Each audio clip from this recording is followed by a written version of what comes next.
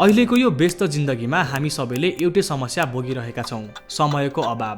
बिहान हतार कलेज अथवा अफिस गइसकेपछि बेलुका थाकेर घर फर्किन्छौँ अनि यसबीच हामीले हेल्दी खानेकुरा खाने समय पाइरहेकै छैनौँ। धेरैजसो इन्डिपेन्डेन्टली बस्ने अफिस वर्कर अथवा स्टुडेन्टहरूले बिहान खाजा खाएर घरबाट निस्किसकेपछि दिउँसो चिप्लो, पिरो र अनहेल्दी फुडहरू खाने गर्छौँ, जसले हाम्रो स्वास्थ्यलाई नराम्रोसँग असर पारिरहेको हुन्छ। यस्तो अवस्थामा हामी सबैको दिमागमा एउटै प्रश्न आउँछ, आखिर पकाउन नभ्याउँदाखेरि हेल्दी खानेकुराहरू कसरी म्यानेज गर्ने त? काठमाडौँको मिड बानेश्वरमा रहेको टिफिन बट्टाले डेली 300 भन्दा धेरैजनालाई खाना खुवाउँदै आएको छ र 30 जना भन्दा धेरै रोजगार पनि दिँदै आएको छ। र यो सबै सुरु भएको भोजपुरबाट। भोजपुरमा जन्मिएका कमल बहादुर गुरुङ, उनको सपना न त नेपाल बस्ने थियो न त नेपालमा केही गर्ने। उनी 13 वर्ष जापान बसे। जापानमा उनले जापानिज लाइफस्टाइल, फुड र कल्चर एकदम नजिकबाट हेर्ने मौका पाए र त्यही कल्चरबाट केही सिकेर नेपालमै केही गर्छु भन्ने सोच उनले राखिसकेका थिए। र जापान गइसकेपछि अब त्यहाँ नेपालीहरूलाई भेट्यो, यसो अब कामसाम खोज्यो। काम खोजेर अब तपाईँको 2-3 वर्ष त अब त्यही हो, मैले पहिलाको इन्टरभ्यूहरू पनि भनेको छु, 3 वर्ष त भाँडा माझेर प्लस यो लाइनमा छिरेको हो। र यो लाइनमा छिरिसकेपछि चाहिँ तपाईँको करिब 13 वर्ष चाहिँ यही कुकिङमै मेरो टाइम स्पेन्ड भयो।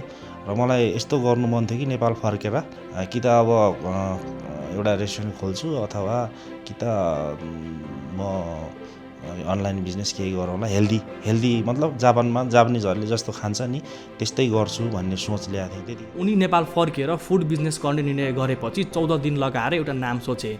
नाम निस्कियो टिफिन बट्टा। अनि त्यहीँबाट सुरु भयो टिफिन बट्टा। टिफिन यानि खानेकुरा र बट्टा भनेको बक्स हो। नाम जति सिम्पल छ, काम पनि त्यति सिम्पल र क्लियर नै छ। लाइक डेली 300 अर्डरभन्दा बेसी अर्डर फुलफिल हुन्छ यहाँबाट, होइन?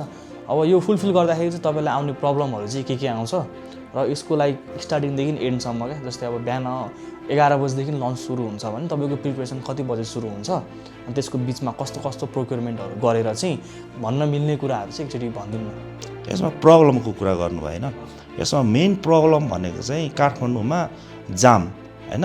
हामीले जसरी यहाँ खाना टक्क टाइममा, जस्तै 11 बजे खाना निकाल्नु भने त्यही अनुसार हाम्रो प्रिपेयर हुन्छ, त्यही अनुसार 11 बजे गेटभन्दा बाहिर खाना पुगिसक्नु पर्यो।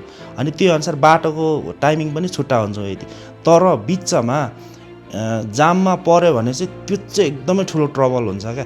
अनि प्लस काठमाडौँमा केही स्ट्राइकहरू भयो भने, होइन, जस्तै अब यहाँ त मेन ठाउँ भयो नि त, माइती गर्दैदेखि तपाईँको चाहिँ बानेश्वर चोकसम्म हुने स्ट्राइक नै त्यही हो।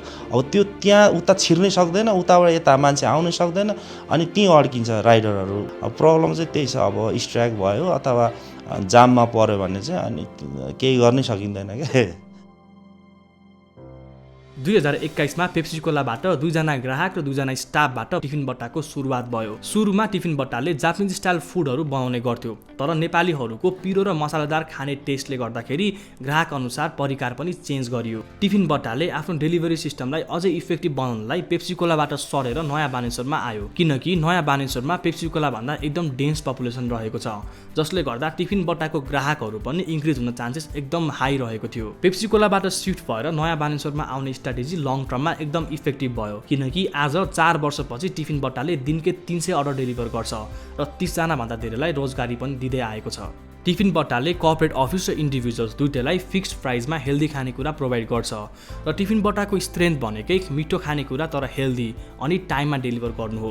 टिफिन बट्टाको बिजनेस मोडल हेर्दाखेरि कुनै पनि ग्राहकले मेन्युबाट आफ्नो फुड चुज गर्न मिल्छ र त्यो 6 डेजको मिल प्लान हुन्छ। त्यही मिल प्लानबाट टिफिन बट्टाले फिक्स्ड टाइममा तपाईँको घर अथवा अफिसमा फुड डेलिभरी गरिदिन्छ।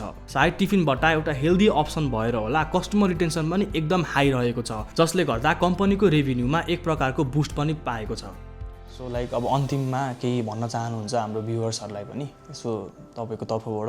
लास्टमा यो बिजनेस अहिलेको युथहरूलाई नै भन्न चाहन्छु, होइन?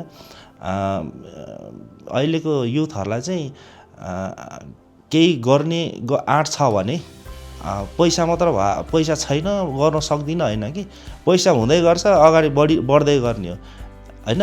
कसैले पनि टन्न पैसा ल्याएर अहिलेसम्म कसैले बिजनेस गरेको चाहिँ छैन, होइन? त्यो जे पर्छ त्यो बाटोमा पर्दै जान्छ क्या। त्यसलाई नै अनि मेन्टेन गर्दै जाने हो, त्यसलाई नै सर्भाइभ गर्दै जाने हो नि त।